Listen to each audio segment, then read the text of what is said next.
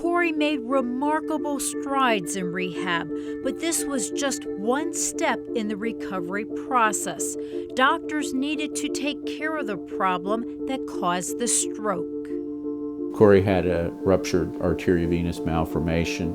I talked to Cory and his family about the options of either microsurgery, actually taking the AVM out, or radiosurgery, treating it with the gamma knife, and felt that his best option was microsurgery, and he agreed to proceed with that. Dr. Harbaugh was confident that he would be able to take this AVM out, and that's the right way to do it because Cory's young and he shouldn't have anything like that in his brain and never have to worry about it again once it's removed. You know, I was excited to have brain surgery. It sounds crazy, but the whole time that I was at Kessler, I had to worry about the AVM that I still had because it was glued. It wasn't, you know, it wasn't gone. I still had it. Before they wheeled him away, he goes, "Okay, I'll see you later, Pops." He would call me Pops, and you know, we bumped knuckles or something, or did a high five, and I gave him a kiss on the forehead, and I said, "I'll see you later." The surgery entails taking off a piece of bone, piece of the skull, and then going to where the AVM is in the brain. You don't have to go through any part of the brain because it comes to the surface. And working around the AVM to actually remove all the abnormal vessels, but not disturb any of the surrounding brain. After about 7 hours in surgery, Dr. Harbaugh told Cory's parents the good news. It went really well. Easy to localize this. It wasn't a particularly difficult AVM. Fairly small, came out nicely, and you know, I think he went home in about 3 or 4 days.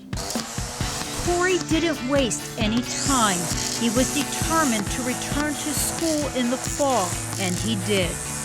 I went into Coach Petrie's office and I told him that I probably wouldn't be able to play that year, but I would be the hardest working player on the scout team. Went to practice every single day. At first I helped operate the clock and the shot clock for practice. Coach Petrie brought him along slowly. Cory was keeping score for them and doing stats and maybe helping critique some of the players. Then it graduated to being able to warm up before games. A lot of dedication and hard work that paid off during Cory's last game of his senior year. I gave Cory a call and told him I was going to start him in the game. And, you know, he was appreciative of everything, but I don't think it hit him until after he hung up. The emotions that I felt at that time were indescribable. I set a goal for myself. It's what I wanted to do from the start. And here I am, after all this work, hard work, I'm going to get back on the court tomorrow. I did it. So, I mean, there was just tears of joy that just wouldn't stop. We worked something out with Coach Nuge that we could, you know, start the game, get him in, get him out, and okay, that'd be it. A great ending, but the story wasn't over. With less than a minute in the game, Gettysburg was ahead and Cory was put back in. The plan was to purposely foul Cory. Cory Weissman is fouled by Flanagan, and he'll head to the free throw line. We go out, and I get the ball, and a player on Washington fouls me.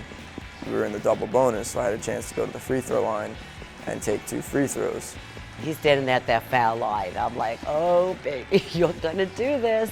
Everyone in the stands is standing to see Cory Weissman shoot 2 from the line.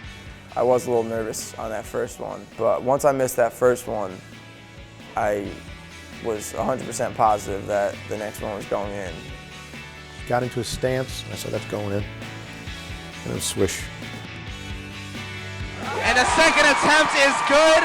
Cory Weissman makes the free throw, and the crowd erupts. When the ball went through the net, it was just an unbelievable feeling that I'll never forget. It's the greatest day of my life.